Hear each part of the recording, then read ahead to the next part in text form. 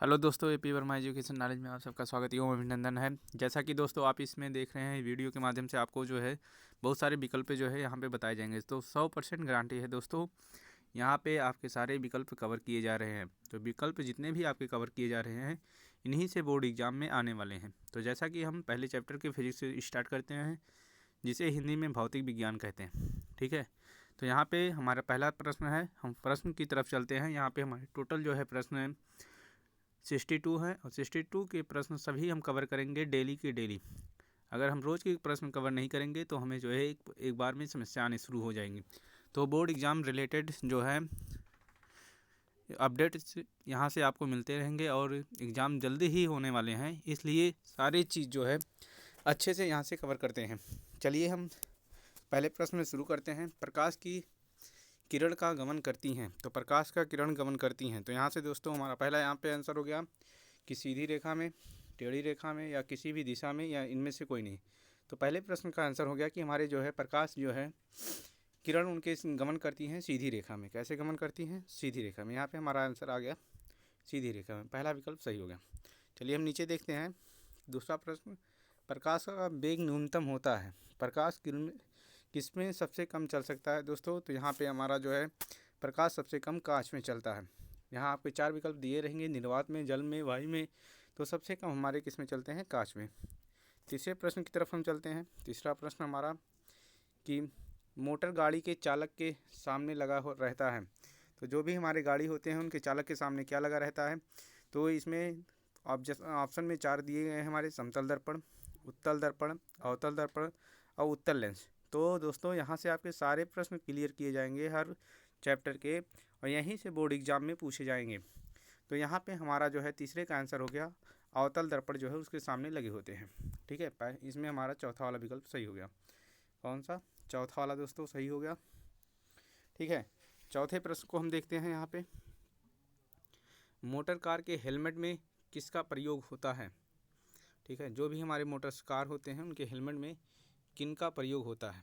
ठीक है, तो मोटर कार का जो हेलमेट होता है उसमें किसका प्रयोग होता है? तो यहाँ पे हम देखते हैं कि इसमें हमारा जो है दोस्तों अवतल दर्पण का प्रयोग होता है। किसका प्रयोग होता है? अवतल दर्पण का इसमें प्रयोग होता है। ठीक है, इसमें हमारा अवतल दर्पण का प्रयोग होता है। अगला हम 5वां प्रश्न देखते हैं कि समतल दर्पण द्वारा बना प्रतिबिंब होता है। जो भी हमारे समतल दर्पण होते हैं उनका प्रतिबिंब कैसा बनता है? ठीक है, तो समतल दर्पण से प्रतिबिंब जो है काल्पनिक बनते हैं। यहाँ पे हमारे दिए गए हैं, दूसरे विकल्प में आंसर हो गया। ठीक है, वास्तविक या काल्पनिक या दोनों या इनमें से कोई नहीं। तो दोस्तों यहाँ पे हमारे काल्पनिक समतल दर्पण द्वारा बनते हैं। जो दर्पण हमारे सीधे होते हैं, दोनों छोर उनके बराबर होते हैं, उन्हें हम समतल दर्पण कहते हैं। तो इसमें हमारा जो भी प्रतिबिंब बनता है वो काल्पनिक बनते हैं। चलिए आगे हम नेक्स्ट क्वेश्चन को देखते हैं। लेंस की एसआई क्षमता का मात्रक है। लेंस की क्षमता का एसआई मात्रक है। ठीक है, तो लेंस जो भी होते हैं हमारे, ठीक है, इनमें से 4 यहाँ विकल्प दिए गए हैं। तो इसका मात्रक हमारा डायोप्टर होता है। क्या होता है? तो इनका मात्रक हमारा डायोप्टर होता है। पहला वाला सही है, बाकी सब गलत। इसमें ल्यूमेंस या लैक्स या एंगस्ट्रॉम ये इसके मात्रक नहीं होते हैं। ठीक है, आगे देते हैं। प्रकाश की किरणों का पथ दर्शाने वाले चित्र को कहा जाता है। तो इनके किरणों को दर्शाने वाले चित्र को क्या कहा जाता है? तो यहाँ पे हमारा दिया गया है कि इनके किरणों को दर्शाने वाले चित्र को हम जो है किरण आरेख कहते हैं। क्या कहते हैं? किरण आरेख। जो हमारे किरण जो है प्रकाश चलते हैं, ठीक है, और उन्हें किरण आरेख द्वारा हम जो है प्रदर्शित करते हैं, तब उनके चित्र को हम दर्शा पाते हैं। ठीक है, तो यहाँ पे हमारा पहला वाला विकल्प सही हो जाएगा कि किरण आरेख द्वारा हम उसके चित्र को दर्शा सकते हैं। तो सारे क्वेश्चन चैप्टर वाइज क्लियर किए जाएंगे और आप पूरे वीडियो को अच्छे से क्लियर करेंगे। ठीक है, नेक्स्ट हम देखते हैं यहाँ पे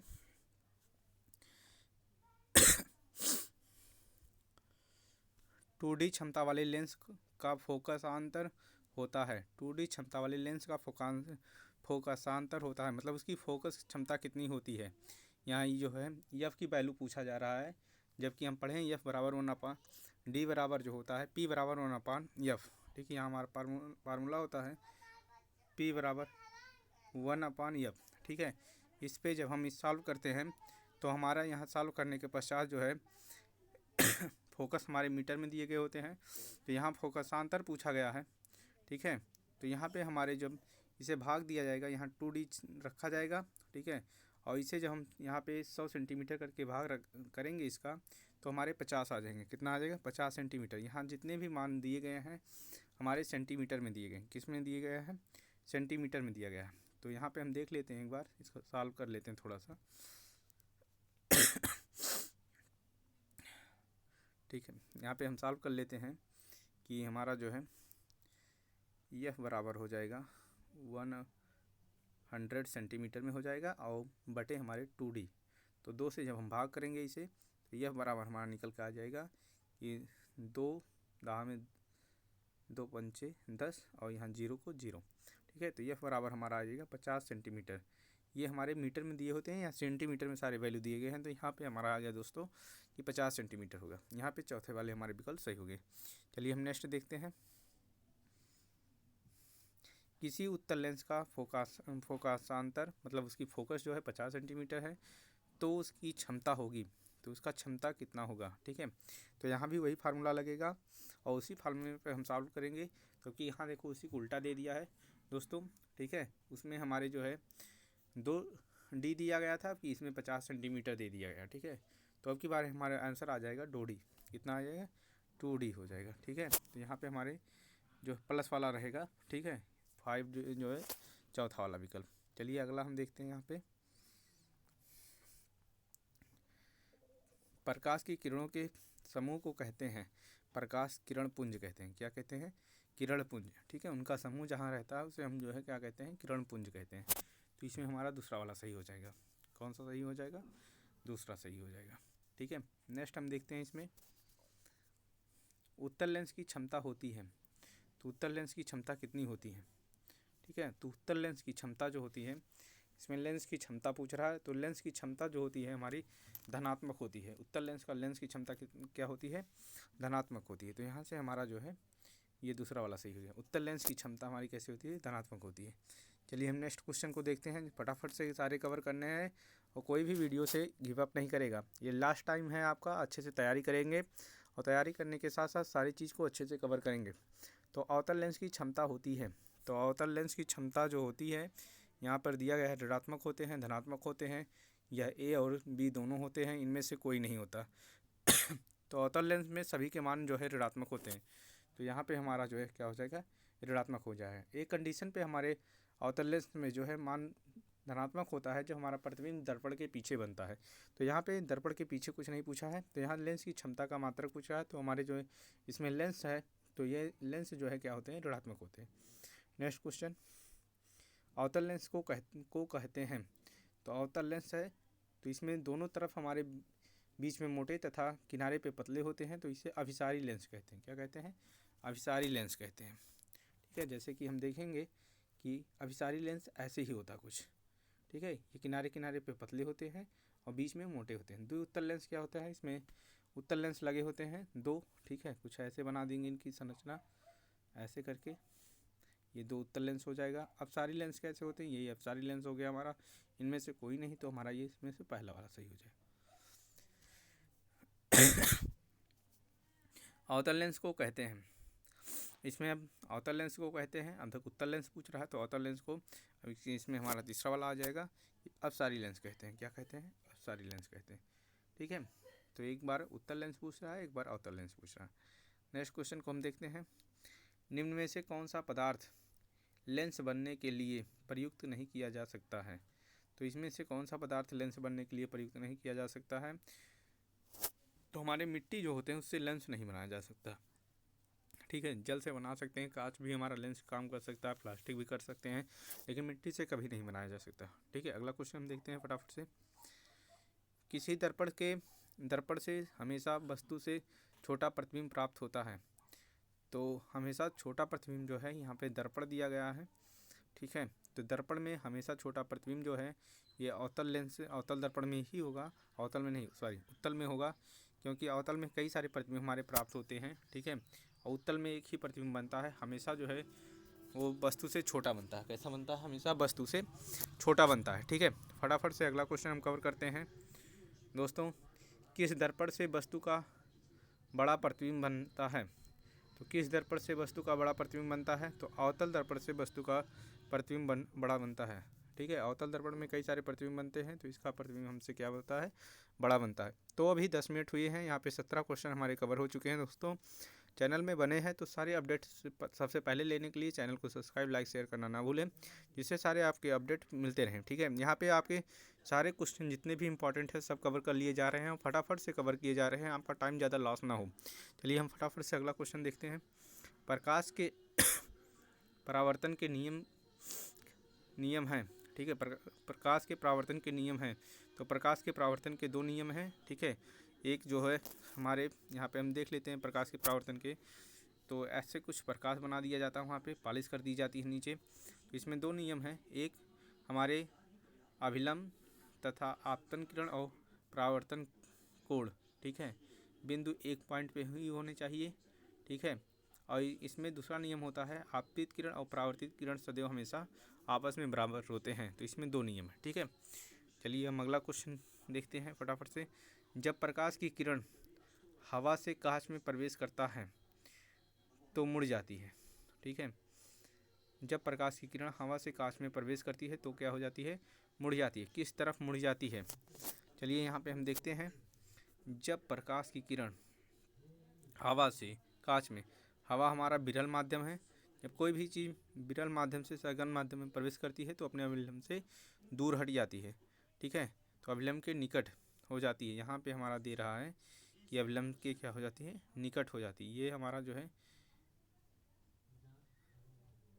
विरल माध्यम है और ये हमारा सघन माध्यम है। इस पे लिख नहीं मिल रहा है दोस्तों, तो कोई दिक्कत नहीं। ये हमारा सघन माध्यम है, या हमारा N1 है या N2 है। ठीक है, जब प्रकाश किरण विरल माध्यम से सघन माध्यम में जाती है तो वह अभिलंब की ओर झुक जाती है। क्या हो जाती है दोस्तों, यहाँ पे अभिलंब की ओर ये क्या हो जाती है, झुक जाती है। ठीक है, अब जब ये विरल माध्यम से सघन माध्यम में प्रवेश करती है तो अभिलंब की ओर झुक जाती है। तो यहाँ पे हमारा जो है दूसरा ऑप्शन हो जाएगा कि ये हमारे अभिलंब के निकट हो जाते हैं।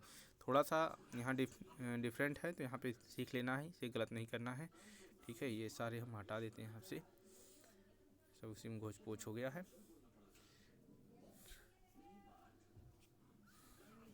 चलिए अगला क्वेश्चन हम देखते हैं। यहाँ पे फोटोग्राफी कैमरा का अभिदृश्य होता है।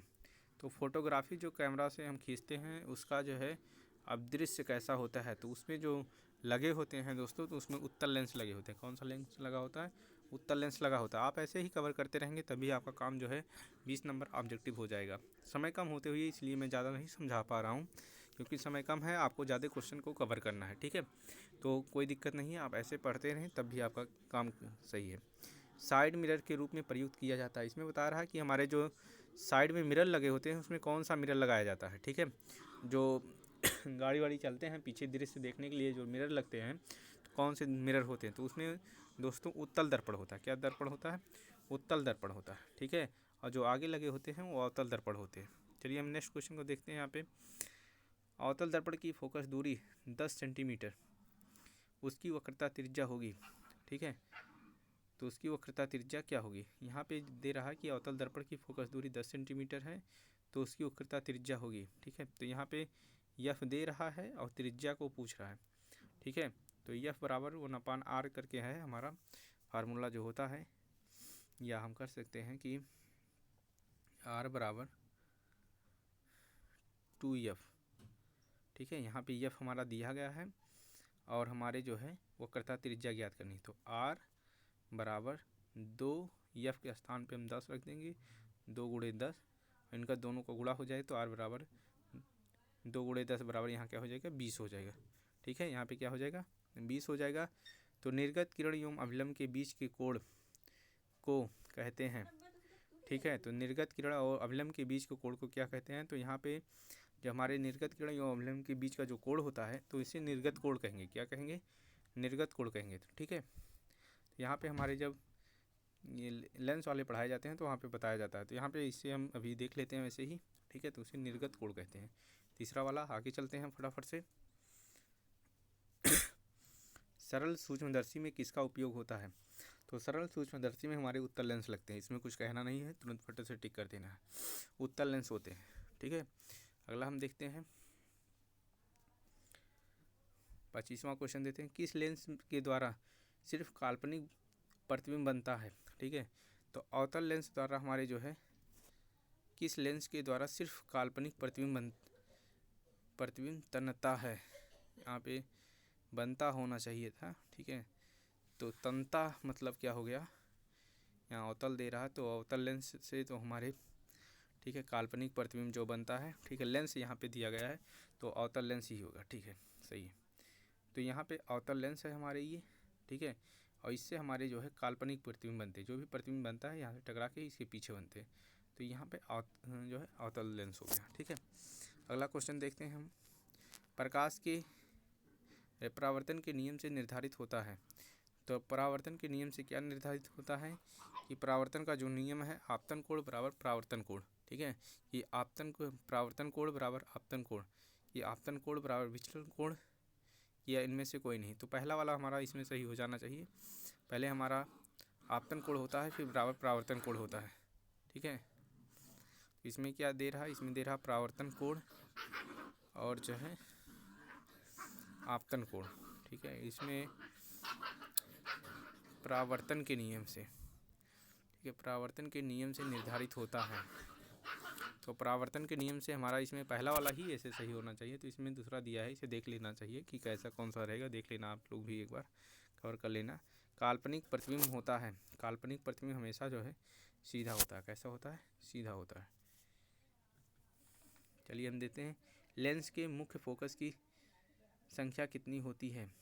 ठीक है, तो लेंस के मुख्य फोकस की संख्या कितनी होती है, तो लेंस के मुख्य फोकस की संख्या 2 गुनी होती है। मुख्य फोकस जो होता है उसमें हमारे क्या होते हैं, 2 होते हैं। ठीक है, जो हमारे मुख्य फोकस होते हैं एफ बराबर 2f होते हैं ना, तो यहाँ पे हमारे 2 हो जाएंगे। आगे हम देखते हैं सर्च लाइट का परावर्तक सतह होता है। तो सर्च लाइट का कौन परावर्तक सतह होता है, तो सर्च लाइट जो होते हैं हमारे जिससे हम कोई चीज़ खोजते हैं तो उसमें परावर्तक सतह हमारे अवतल दर्पण होते हैं। जैसे आपको बताया गया कि जो हेडलाइट के सामने लगते हैं तो अवतल दर्पण लगता है, वैसे भी हमारे टार्च के सामने जो लगते हैं तो वो हमारे अवतल दर्पण होते हैं। ठीक, यहाँ पे हम आगे देखते हैं दाढ़ी बनाने में कौन सा दर्पण प्रयुक्त होता है। तो इसमें अभी आपको ऊपर बताया गया था दाढ़ी जब बनाना रहेगा आपको, ठीक है, तो वहाँ पे हमारे अवतल दर्पण का प्रयोग किया जाएगा। इस दर्पण का, अवतल दर्पण का प्रयोग किया जाएगा, जिससे वास्तविक प्रतिबिंब हमें दिखाई दे। नहीं तो हम उत्तल दर्पण अगर ले लेते हैं तो इसमें हमें छोटा दिखाई देगा और गड़बड़ हो जाएगी। तो यहाँ पे हमारे अवतल दर्पण लगाएंगे। ठीक है, चलिए हम देखते हैं एक उत्तल लेंस की फोकस क्षमता, एक डायोप्टर है तो उस लेंस की फोकस दूरी है, एक डायोप्टर है तो उस लेंस की फोकस दूरी कितनी होगी, तो एक डायोप्टर है डी है। ठीक है, और फोकस दूरी पूछ रहा है, तो यहाँ पे हमारे एफ बराबर हम यहाँ पे लिख लेंगे अपने, एफ बराबर हो जाएगा 1/p। ठीक है, तो यहाँ सेंटीमीटर में है तो यहाँ हम 100 लिख देंगे। क्या लिख देंगे, 100 लिख देंगे। ठीक है, तो 100 को हम जो है 1 से भाग देंगे तो हमारा 100 सेंटीमीटर आ जाएगा। ठीक है, तो यहाँ पे हमारे 100 सेंटीमीटर आ गया। आगे हम देखते हैं इसमें किसी गोलीय दर्पण तथा किसी पतले गोलीय लेंस दोनों की फोकस दूरी -15 सेंटीमीटर है तो दर्पण तथा लेंस के समभोता हैं। तो लेंस और दर्पण में समभोता क्या है, दोनों अवतल लेंस होंगे। क्या होंगे, दोनों अवतल लेंस होंगे। ठीक है, तो इनमें से हमारा ये पहला वाला सही है, दोनों उत्तल लेंस होंगे, नहीं सही है। दर्पण अवतल तथा लेंस उत्तल होगा, ये भी नहीं सही है। दर्पण उत्तल तथा लेंस अवतल है तो ये भी नहीं सही है। तो इसमें पहले क्वेश्चन को हम फिर से ध्यान से पढ़ लेते हैं। किसी गोलीय दर्पण तथा किसी पतले गोलीय लेंस, ठीक है, एक दर्पण कह रहा है एक लेंस कह रहा है, दोनों की फोकस दूरी -15 सेंटीमीटर है तो दर्पण तथा लेंस में समभोता है। ठीक है, तो इसमें समभोता दोनों अवतल दर्पण ही होंगे। कैसे होंगे, दोनों अवतल दर्पण होंगे। फिर से चलिए अगला क्वेश्चन हम देखते हैं। प्रकाश के अपवर्तन के कितने नियम हैं। ठीक है, अब यहाँ तक परावर्तन पूछ रहा है, अब अपवर्तन पूछ रहा है। तो परावर्तन अपवर्तन में दोनों हम 2 ही लगाते हैं। ठीक है, 2 नियम, एक आपतित किरण और परावर्तन तल अवलंब एक बिंदु पे होने चाहिए। आपतन कोण और परावर्तन कोण हमेशा क्या होते हैं, बराबर होते हैं। ठीक, ये 2 नियम हमारे होते हैं। चलिए हम दूसरा नियम इसमें देखते हैं, दूसरा 34वां क्वेश्चन। तो दोस्तों अगर चैनल को आपको सब्सक्राइब नहीं किए हैं तो चैनल को सब्सक्राइब करिए और इसी तरह बने रहिए। कुछ ही मिनट में आपके सारे जो है यहाँ पे कॉन्सेप्ट क्लियर किए जा रहे हैं तेज़ी से, और रोज़ दिए जाएंगे आपको एक एक वीडियो, जिससे एग्ज़ाम तक आपके सारे जो है मैटर क्लियर हो जाए। ठीक है, तो किसी माध्यम के अपवर्तन का मान होता है, तो किसी माध्यम के अपवर्तन का मान कितना होता है, तो यहाँ पे माध्यम के अपवर्तन का मान दिया है n बराबर sine i upon sine r. ठीक है, तो यहाँ पे हमारा sine r i upon sine r, ये पहला वाला हमारा सही हो गया। अगला हम 34वां के बाद नेक्स्ट क्वेश्चन देखते हैं। 35 हमारा है, एक उत्तल लेंस होता है। एक उत्तल लेंस क्या होता है दोस्तों, तो एक उत्तल लेंस सभी जगह समान मोटाई का होता है कि बीच की अपेक्षा किनारों पर मोटा होता है, किनारों को अपेक्षा बीच में मोटा होता है, इनमें से कोई नहीं। ठीक है, तो ये उत्तल लेंस हमारे बीच में मोटे होते हैं और किनारे पर पतले होते हैं। तो यहाँ किनारे की अपेक्षा बीच में मोटा होता है, ये हमारा तीसरा वाला सही हो जाए, क्योंकि किनारे पे हमारे ये पतले होते हैं। यहाँ पे हम देख लेते हैं, किनारे पे ऐसे करके होते हैं। ठीक है, किनारे पे पतले होते हैं और बीच में मोटे होते हैं। ठीक, अगला क्वेश्चन हम देखते हैं। यहाँ पे फटाफट से हम कवर करते चलते हैं सारे क्वेश्चन को अच्छे से। अवतल लेंस का आवर्धन यम बराबर होता है। ठीक है, तो आवर्धन यम बराबर जो होता है ये v अपान यू होता है। पहला वाला हमारा सही होगा दोस्तों, पहला वाला हमारा इसमें क्या हो जाएगा, सही हो जाएगा, v अपान यू हो जाएगा। नेक्स्ट क्वेश्चन को हम देखते हैं। गोलीय दर्पण में समान फोकसांतर मतलब फोकस एवं त्रिज्या के बीच संबंध है। ठीक है, फोकस और त्रिज्या के बीच संबंध है। तो यहाँ पर हमारा जो होता है यफ बराबर r/2 होता है, यफ बराबर r/2 होता है। ठीक है, तो यफ बराबर r/2 या r बराबर 2f, तो ये हमारा पहला वाला सही हो गया, r बराबर 2f। ठीक है, यहाँ r बराबर लिखेंगे तो इससे ये गुणा हो जाएगा तो 2f हो जाएगा। चलिए आगे हम देखते हैं दोस्तों। सोलर कुकर में प्रयोग किया जाता है। तो सोलर कुकर में कौन सा प्रयोग किया जाता है, अवतल दर्पण, उत्तल दर्पण, समतल दर्पण या अवतल तथा उत्तल दोनों दर्पण। तो इसमें हमारे सोलर कुकर हैं, तो इसमें हमारे अवतल दर्पण प्रयोग किए जाते हैं। ठीक है, इसे हमें पढ़ लेना, कोई लॉजिक नहीं लगाना, इसमें अवतल दर्पण का प्रयोग होता है। उत्तल लेंस में बना प्रतिबिंब होता है। तो उत्तल लेंस में कैसा प्रतिबिंब बनता है, तो उत्तल लेंस में हमारे यहाँ पे प्रतिबिंब दिखाई जाए तो उत्तल लेंस में हमेशा जो है, उत्तल लेंस है मतलब ऐसे लेंस होंगे, तो इस लेंस में हमेशा प्रतिबिंब जो है वास्तविक तथा जो है उल्टा बनेगा। यहाँ से अगर आएगा प्रतिबिंब तो ये नीचे ही हमेशा काटेगा, तो वास्तविक बनेंगे और कैसे बनेगा, उल्टा बनेगा। ठीक है, तो वास्तविक और उल्टा प्राप्त होता है। चलिए अगला हम देखते हैं। उत्तल लेंस में जब बिंब एफ और 2f के बीच रखा जाता है तब बना प्रतिबिंब होता है। ठीक है, इसमें कह रहा है कि हमारा उत्तल लेंस है। ठीक है, यहाँ पे पॉइंट हमारे जो है, पॉइंट कौन सा पॉइंट हो गया, तो यहाँ पॉइंट हमारा जो है पहला f हो गया, यहाँ पे हमारे 2f हो गए। ठीक है, जब इनके बीच में रखे जाते हैं प्रतिबिंब तो कहाँ बनता है, तो यहाँ से टकराएगा, ये हमारे f तथा 2f से परे होगा। ठीक है, बड़ा और वास्तविक होगा। ठीक है, यहाँ पीछे बनेगा लास्ट में, ये दोनों प्रतिबिंब को पार करके, और बड़ा बनेगा और वास्तविक बनेगा, तो यहाँ हमारा बड़ा और वास्तविक वाला सही हो गया। चलिए अगला क्वेश्चन हम देखते हैं।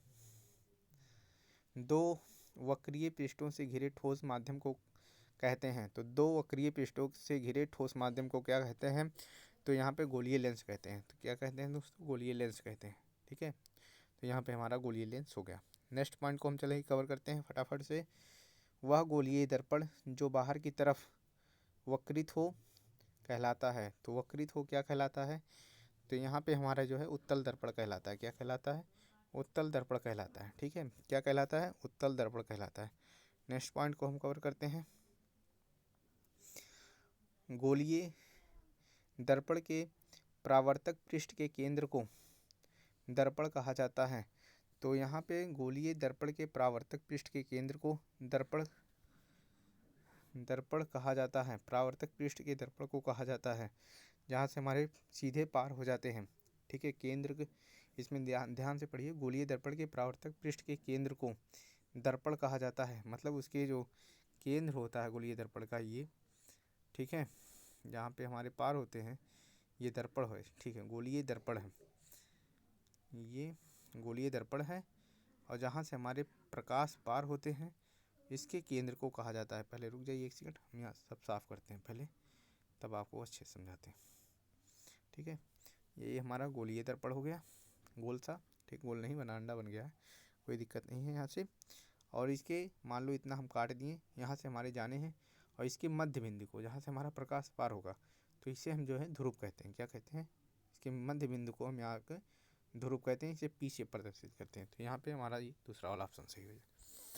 चलिए नेक्स्ट क्वेश्चन को हम देखते हैं। किसी लेंस द्वारा उत्पन्न आवर्धन का एसआई मात्रक क्या है? तो किसी लेंस द्वारा उत्पन्न आवर्धन का एसआई मात्रक जो होता है हमारा मात्रक विहीन होते हैं। क्या होते हैं?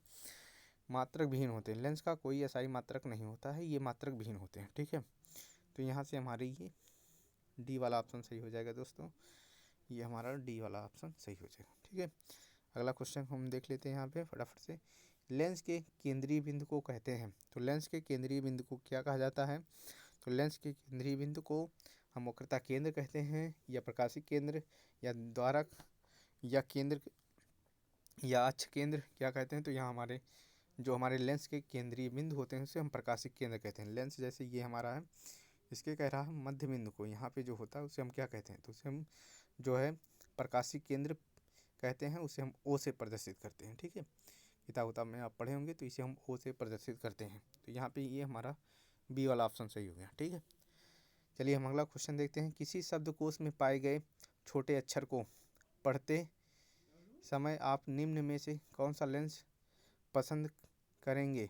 ठीक है, छोटे अक्षर को पढ़ना है तो इसमें से कौन सा लेंस प्रयोग करना है? तो इसे हम थोड़ा सा वैसे ही अपने लॉजिक से ही देख लेते हैं।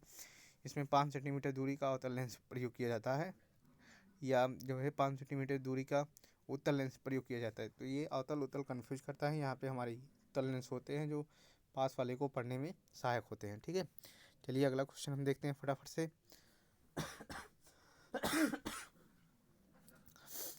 थोड़ा सा स्वास्थ्य अच्छा नहीं है, फिर भी आपके लिए सारे वीडियो कवर किया जा रहा है, तो आप लाइक ज़रूर करिएगा, भूलिएगा नहीं। ठीक है, यहाँ से हमारे इनमें से कौन सा दर्पण का सूत्र है? ठीक है, इसमें दर्पण का सूत्र बता रहा है कि 1/f बराबर कौन से सूत्र होते हैं दर्पण में? तो हमारे प्लस के मान लगे होते हैं। ठीक है, तो कौन सा होता है? तो 1/f बराबर 1/u प्लस 1/v। ठीक है, तो इसमें हमारा जो है पहला वाला सही हो जाएगा। तो इसमें हमारा पहला वाला सही हो जाएगा। ठीक है, कन्फ्यूज करने के लिए आपको एफ इधर लिख दिया है और ये सारे पॉइंट इधर लिख दिए हैं, तो यहाँ पे हमारे ये वाला अब जो है सही हो जाएगा। ठीक है, ऐसे ही लिखा है 1/f बराबर 1/u प्लस 1/v। ठीक है, u प्लस 1/v। चलिए अगला क्वेश्चन हम कवर करते हैं दोस्तों। गोलीय दर्पण का वक्रता केंद्र किस अक्ष से निरूपित किया जाता है? तो गोलीय दर्पण का जो है वक्रता केंद्र को किस अक्षर से निरूपित किया जाता है? तो हमारे जो है गोलीय दर्पण है, ये दर्पण है दोस्तों, और इसके अक्ष को हम, ठीक है, तो इसके अक्ष को हम वक्रता केंद्र कहते हैं और उसे हम सी से प्रदर्शित करते हैं। ये हमारा गोलीय दर्पण मान लो हो गया, और इसके मध्य बिंदु को हम वक्रता केंद्र कहते हैं और इससे हम जो है सी से प्रदर्शित करते हैं।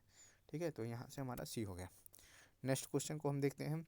निर्वात में प्रकाश की छाल होती है, छाल नहीं दोस्तों, यहाँ चाल होना चाहिए था, ये गलत हो गया है, यहाँ आप सही कर लेंगे, ये चाल है। और अच्छे से आपको सीखना है, अगर आपके पास टाइम है तो सारे क्वेश्चन को अपने कापी में नोट जरूर कर लीजिएगा। ठीक है, तो यहाँ प्रकाश की निर्वात में प्रकाश की चाल कितनी होती है? तो निर्वात में प्रकाश की चाल 3 × 10⁸ मीटर प्रति सेकंड होता है। ठीक है, ये हो जाएगा। अगला क्वेश्चन हम देखते हैं फटाफट से। दंत विशेषज्ञ मरीजों के दांत का प्रतिबिंब, दांतों का बड़ा प्रतिबिंब देखने के लिए किस दर्पण का प्रयोग करते हैं? ठीक है, तो इसमें हमारा अवतल दर्पण हो जाएगा दोस्तों, इससे बड़ा प्रतिबिंब हमें दिखाई देता है। छोटा देखना रहेगा तो हमें उत्तल दर्पण लगाएंगे। ठीक है, अगला क्वेश्चन हम देखते हैं।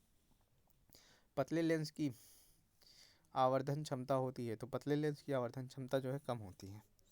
ठीक है, इसकी आवर्धन क्षमता क्या हो जाएगी? कम हो जाएगी, अधिक नहीं रहेगी, ना संतुलित रहेगी, सभी नहीं हो, कभी नहीं हो सकता। ठीक है, तो इसमें जो है क्या हो जाएगा? कम हो जाएगा। अगला क्वेश्चन हम देखते हैं। मोटे लेंस की आवर्धन क्षमता होती है, तो जो हमारे लेंस मोटे होते हैं उनकी आवर्धन क्षमता क्या होती है? उनकी आवर्धन क्षमता अधिक होती है। जब पतले का कम हो जाएगा तो मोटे का अधिक हो जाएगा, यही लॉजिक लग जाएगा हमारा। ठीक है, ऐसा हम सोच सकते हैं, जो पतले होते हैं उनमें फैट कम होता है तो मतलब आवर्धन क्षमता कम होगी।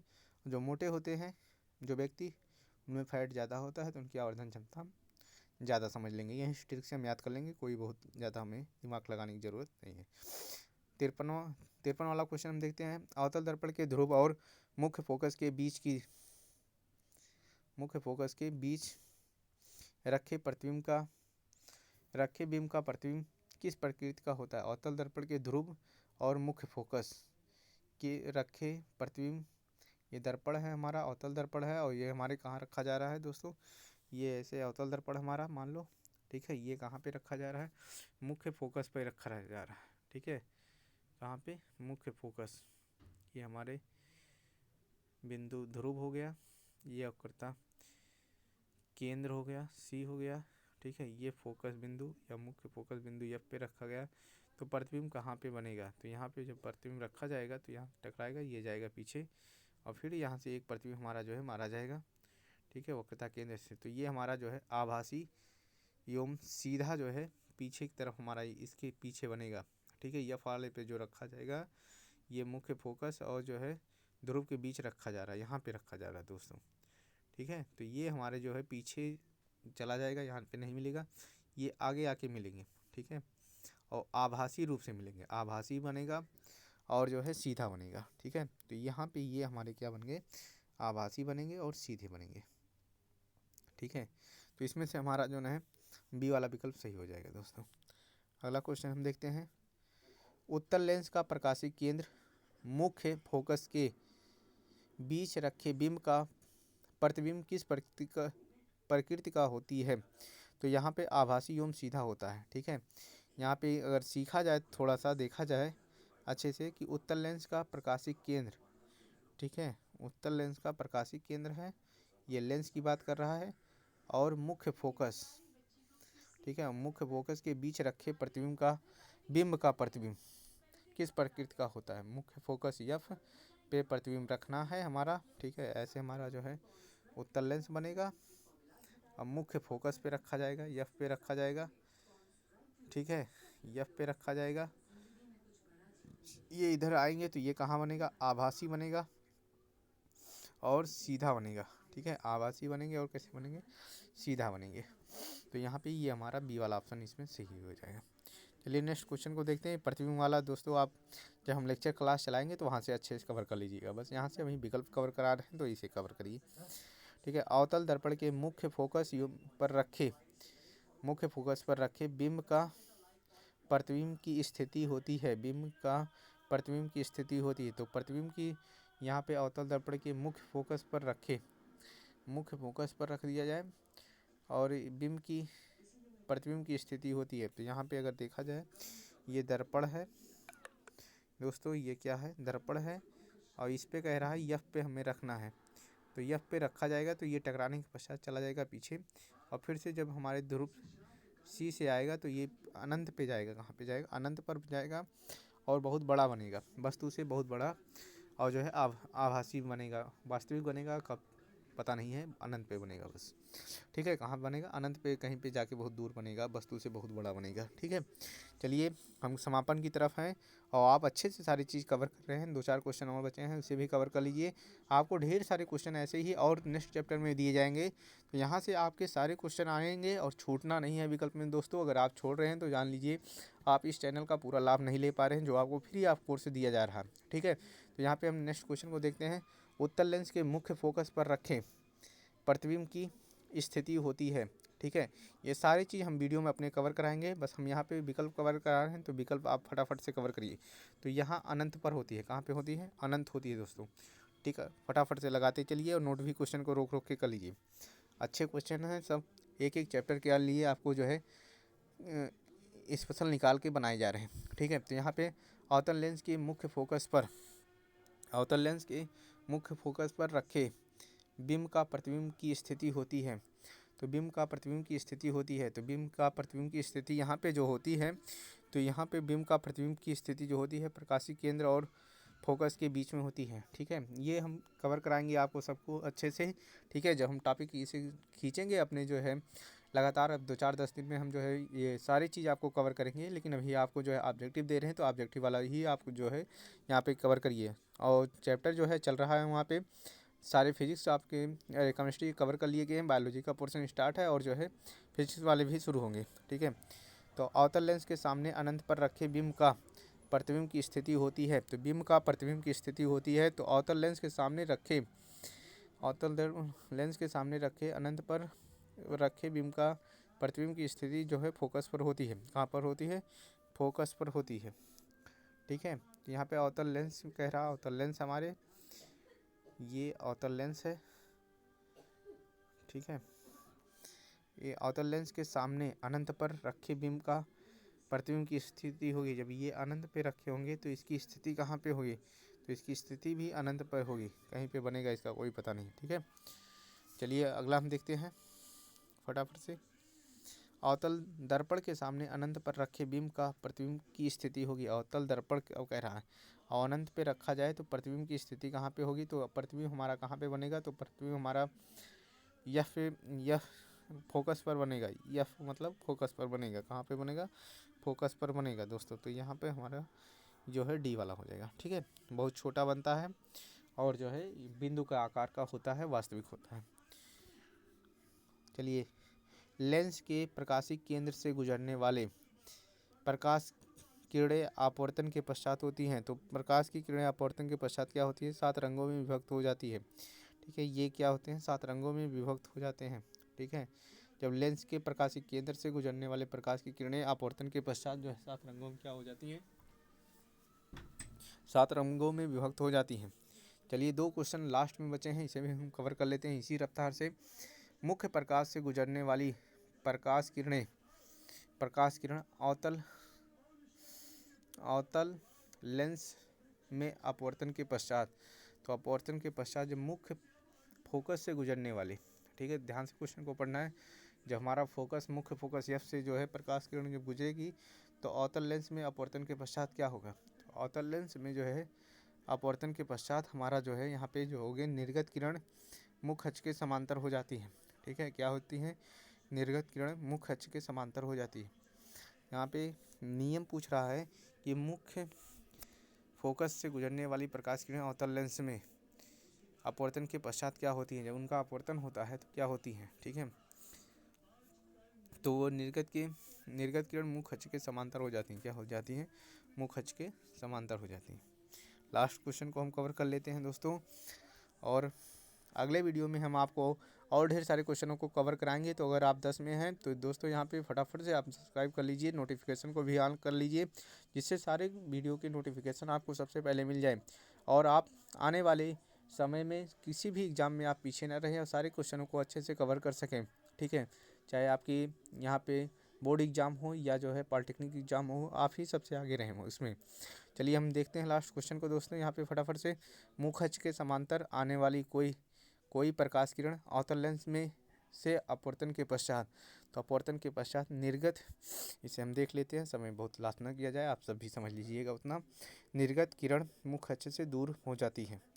निर्गत किरण मुख्य अक्ष से दूर हो जाती है। तो चैनल में आप इतनी देर लिए बने रहें, इसके लिए आपको ढेर सारी शुभकामनाएं और धन्यवाद। और चैनल को सब्सक्राइब, लाइक, शेयर करना ना भूलें, जिससे आपके सारे दोस्त और रिश्तेदार इसका पूरा लाभ ले सकें। धन्यवाद।